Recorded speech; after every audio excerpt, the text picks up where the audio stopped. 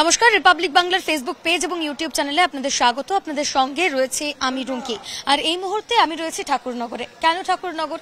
তার কারণ হচ্ছে বিজ্ঞপ্তি জারি করা হয়েছে কেন্দ্রীয় স্বরাষ্ট্র মন্ত্রকের তরফ থেকে। একটি সূত্র মারফত খবর পাওয়া যাচ্ছে যে বিজ্ঞপ্তি জারি করা হবে, মার্চ মাসের মধ্যেই ইমপ্লিমেন্ট করা হবে সিএএ বা সংশোধনী নাগরিকত্ব আইন, যেটা 2019 সালে পাশ হয়েছিল। সেই আইন লাগু করা হবে এবং মার্চ মাসের মধ্যে অর্থাৎ লোকসভা নির্বাচনের আগে সেই নাগরিকত্ব দেওয়া হবে মানুষদের, যারা উদ্বাস্তু রয়েছেন তাদেরকে নাগরিকত্ব দেওয়ার যে প্রচেষ্টা, সেই প্রচেষ্টা কেন্দ্রীয় সরকারের তরফ থেকে করা হচ্ছিল, তা শুরু হবে। যার বিরোধিতা লাগাতার করে এসেছে এই রাজ্য, মুখ্যমন্ত্রী মমতা বন্দ্যোপাধ্যায় থেকে শুরু করে শাসক দল তৃণমূল কংগ্রেস। তারা বলছেন যে বিভাজনের রাজনীতি চলছে এবং উদ্বাস্তুদের এদেশ থেকে তাড়ানোর পরিকল্পনা কেন্দ্রীয় সরকারের। কিন্তু এ রাজ্যের মানুষজন, যারা মতুয়া সম্প্রদায় দীর্ঘদিন ধরে লড়াই লড়েছেন নাগরিকত্বের জন্য, তারা কি বলছেন তা জানার চেষ্টা করতে এই মুহূর্তে আমি ঠাকুরনগরে উপস্থিত হয়েছি। এবং এখানকার যারা মতুয়া সম্প্রদায়ের মানুষজন, অল ইন্ডিয়া মতুয়া সংঘ আপনারা জানেন, যারা দীর্ঘদিন ধরে লাগাতার লড়াই লড়ে এসেছে নাগরিকত্ব পাওয়ার জন্য, তারা কি বলছেন তাদের মুখ থেকেই আমি একবার সরাসরি শুনে নেব। এই মুহূর্তে আমার সঙ্গে রয়েছেন মতুয়া সম্প্রদায়ের যারা মানুষজন রয়েছেন, তারা রয়েছেন। একবার আমি সরাসরি আপনার কাছ থেকে জানতে চাই, এই যে সিএ লাগু হচ্ছে, এ নিয়ে প্রথম প্রতিক্রিয়া আপনার কি? সিএ লাগু হচ্ছে, এটা আমাদের আনন্দের শেষ নেই। আমাদের যে দীর্ঘদিনের লড়াই, দেশভাগ যখন থেকে হয়েছে তখন থেকে আমাদের লড়াই যে আমরা নাগরিকত্ব পাবো, সেই আশায় আমরা ঘর বেঁধে আছি। সেইটা আমরা পেতে চলেছি, শ্রদ্ধেয় শ্রী শান্তনু ঠাকুরের নেতৃত্বে এটা পেতে চলেছি। এই আনন্দে আমরা আত্মহারা সমস্ত ভারতবর্ষের মতুয়ারা। একেবারে আরো যারা রয়েছেন তাদের কাছ থেকে আমি প্রথমে একবার প্রতিক্রিয়া জানিনি, তারপরে বাকি প্রশ্নগুলো যেগুলো থাকছে সেটা নিয়ে আমরা আসবো। আচ্ছা, বলুন বলুন বলুন। নাগরিকত্ব পাবে, নাগরিকত্ব পাবে, সিএ লাগু হবে, কেন্দ্রীয় সরকারের তরফ থেকে বিজ্ঞপ্তি জারি করা হবে মার্চ মাসের প্রথম দিকেই। কি বলবেন আপনি? আমি কি বলবো, শান্তনু ভোট চাইছে, ভোট দিচ্ছি ওরে, আবার কি আগে তৃণমূলের জন্য এখন ওরে দিয়ে দিচ্ছি। এই মুহূর্তে আরো যারা রয়েছেন তাদের সঙ্গে একবার কথা বলে নেওয়ার চেষ্টা করবো। আচ্ছা, আমার যেটা প্রথম প্রশ্ন, সেই প্রথম প্রশ্নটা আমি আপনাকে করিনি, তারপরে যে বাকি প্রশ্নগুলো উঠে আসছে নাগরিকত্ব নিয়ে, তা নিয়ে তার করবো। এই যে সিএএ লাগু হবে, বিজ্ঞপ্তি জারি করা হবে, কেন্দ্রীয় স্বরাষ্ট্র মন্ত্রক সূত্রে খবর পাওয়া যাচ্ছে যে লাগু করা হবে, মার্চ মাসের প্রথমেই বিজ্ঞপ্তি জারি করা হবে, নাগরিকত্ব দেওয়া হবে। আপনাদের প্রথম প্রতিক্রিয়া আপনার কি হবে? আমরা এই জন্য সমগ্র ভারতবাসী, বিশেষ করে যারা আমরা এসসি এসটি যারা সংখ্যালঘু যারা, এদের আমাদের একটা অত্যন্ত সুযোগ, যেটা এতদিন পর্যন্ত অন্য কোনো সরকার, বিগত এত দশক ধরে কোনো সরকার এদের জন্য এগিয়ে আসেনি। আমি আপনাকে একটা উদাহরণ দিয়ে বলছি যে এই যে মমতা ব্যানার্জি বলুন, কংগ্রেস বলুন, এরা এদেরকে নামে বলছে আমাদের নাগরিকত্ব, কাউকে ভোটার অধিকারও দিয়েছি। কিন্তু আপনি দেখবেন এরা যদি কেউ একটা পাসপোর্ট করতে যায়, তাদের ভোটার আছে, এভরিথিং আছে, কিন্তু দেখবেন ডিআইবি এদের কাছে কত হাজার হাজার টাকা খায়। এ নেই সে নেই, কই যদি এরা এই দেশের নাগরিকই হবে, তা ডিআইবি তাদের কাছে হাজার হাজার টাকা খাবে কেন?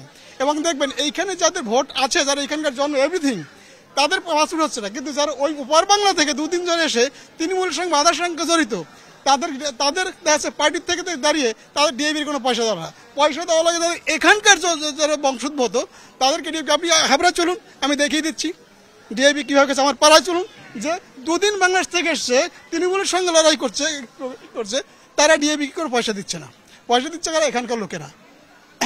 তাহলে এবং ওরা যদি সেই সুযোগ সুবিধাই দেবে, তাহলে পাসপোর্ট করতে গিয়ে ডিএবিকে পয়সা দেবে, তাহলে দেশের নাগরিক নয়, তাহলে ওরা কিসের নাগরিক দিচ্ছে?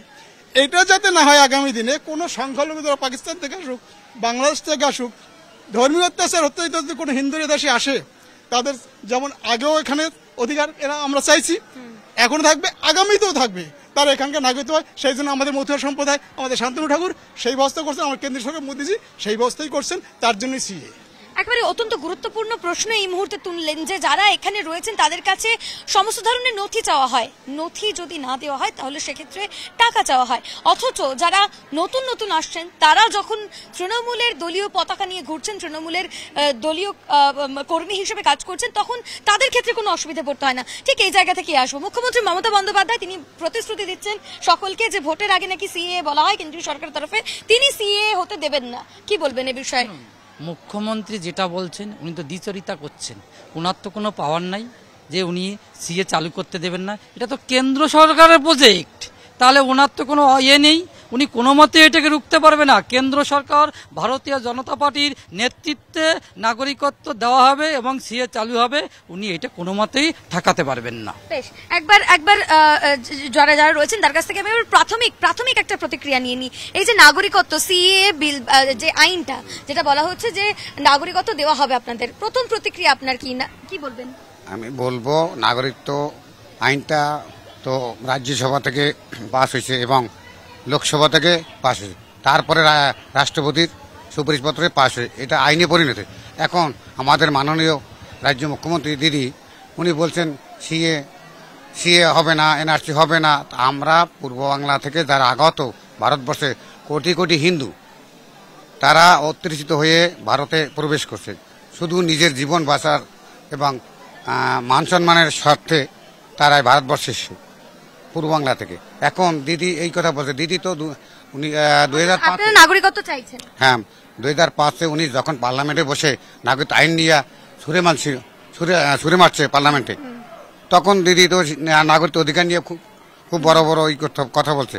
এখন সে সিএ নিয়ে যে আন্দোলন শুরু করছে, এটা সাধারণত সংখ্যালঘু ভোটারের প্রভাবিত করার জন্য, প্লাস কিছু লোক আছে তারা সবাই সবকিছু বোঝে না, তাদের প্রভাবিত করার জন্য এই কাজ করছে।